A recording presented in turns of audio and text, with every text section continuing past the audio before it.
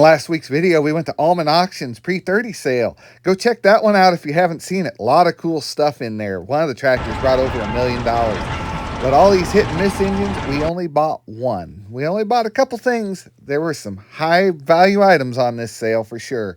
So leave a like, hit subscribe for more, and we're going to go into what we bought. There's Taylor.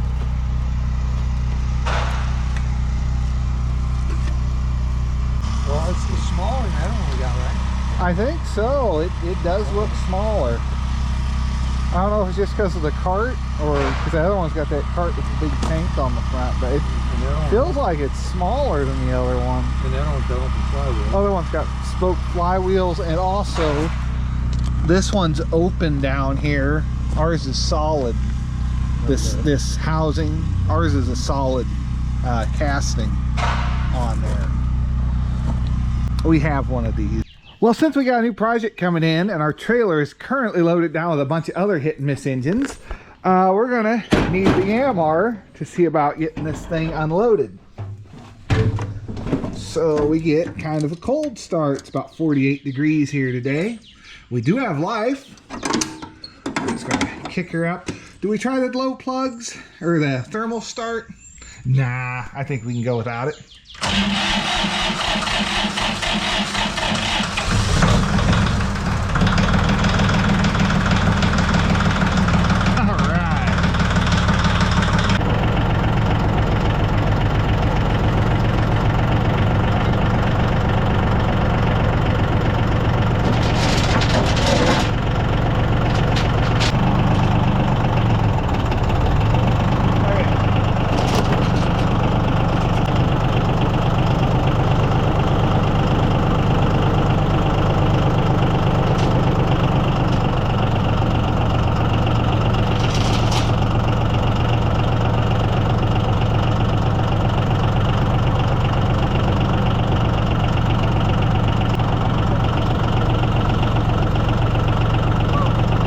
We did buy something at the sale.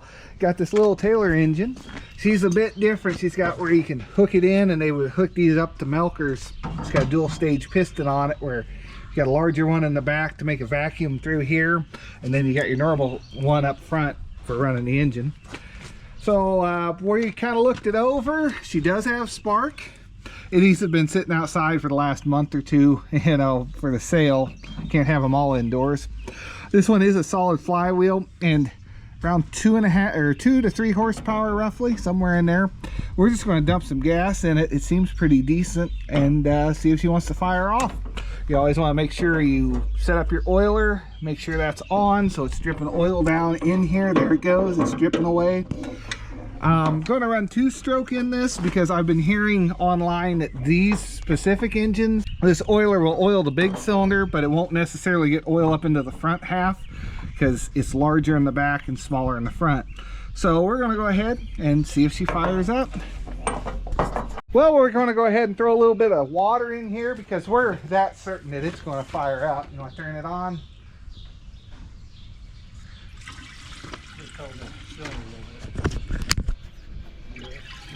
Yeah, that'll do it. For all we're going to run it, that's all water we should need. You just want to get the cylinder covered up, keep it cool. I'm going to turn our grease cups down a little bit. It feels like there's something in these. And what those do is they're packed with grease, and they'll push down in on your bearings here and keep everything nice and lubed up. Throw a little fuel in it, see what happens. Online I was reading that people were saying to turn these all the way in and then about a turn out. So yeah, half a turn, it's about a turn. Run position. Alright, so we're gonna find out. Turn our oiler on.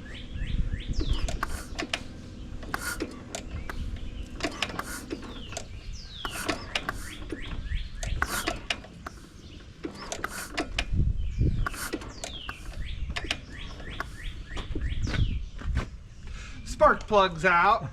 We're not gonna get. I was thinking, boy, this thing's turning over kind of easy. Well, we had the plug out to check the water. Let's check the spot. Here, give me that little crescent or something.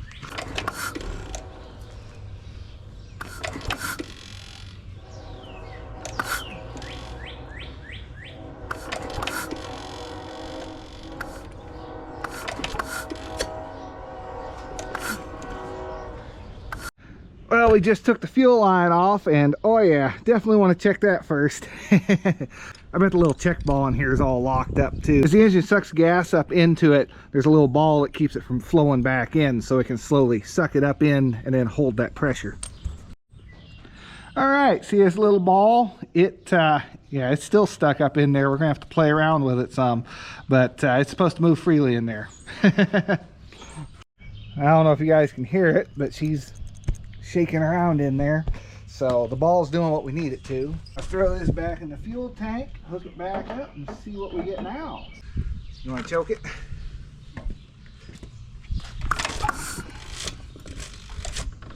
Okay.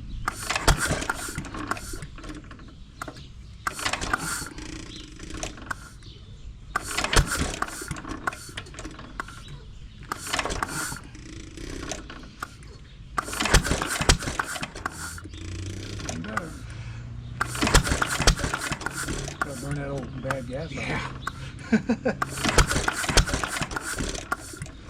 Getting 2 putts. That was 3.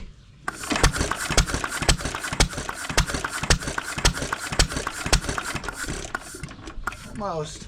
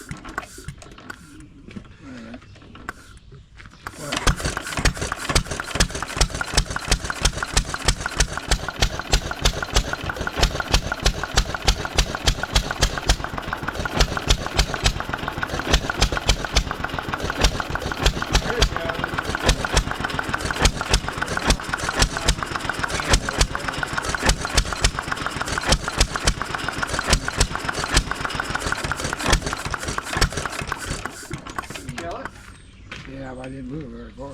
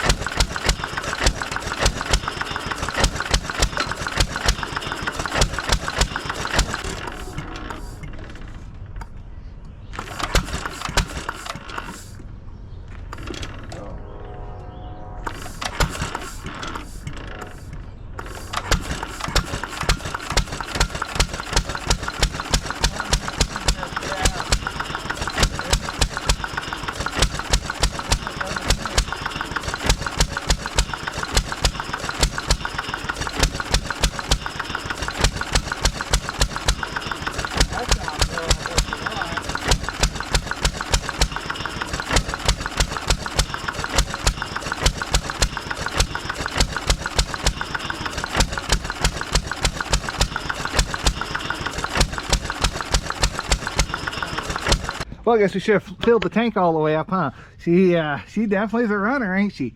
She's not real hot. She's steaming more than it's heat. Yeah, no, it's not bad. You can touch it. All around here's a little hot, of course. That muffler, though, we might have to figure something out different. It just sounds loud. Yeah, fuel tank's a little dirty. The fuel that came out of it was gunky. They put some sealer in it, so hopefully that doesn't come to bite us later. You know, that stuff goes bad and starts to flake off and plug up everything. But as long as it's not leaking, we don't have any big issues. The vacuum suction cylinder seems to work. It makes a pulse, which is what you would hook into a tank, and that would run milkers.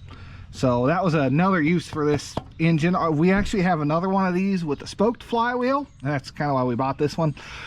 And yeah, so now we got one of each. That other one has like an expansion tank on it, so we need to find a milker setup so we can run that shows, and maybe have this one run like a little feed grinder or something, you know, something with a flat belt pulley, because it's got that already on it. It's pretty set up for it. Shut our oiler off here. You always want to make sure that's on after you start it, so she's dripping some oil. And you want to oil all your points. Something else we should have done before we started messing with it. It looks like there's an oil point there. There's a little one here on the mag box. Make sure your gears are all nice and lubed. But yeah, overall she seems pretty decent. I'm happy with the purchase. And yeah, I think that's going to do it for this video. So make sure to leave a like and subscribe. I will see you in the next one, and have yourselves a great day.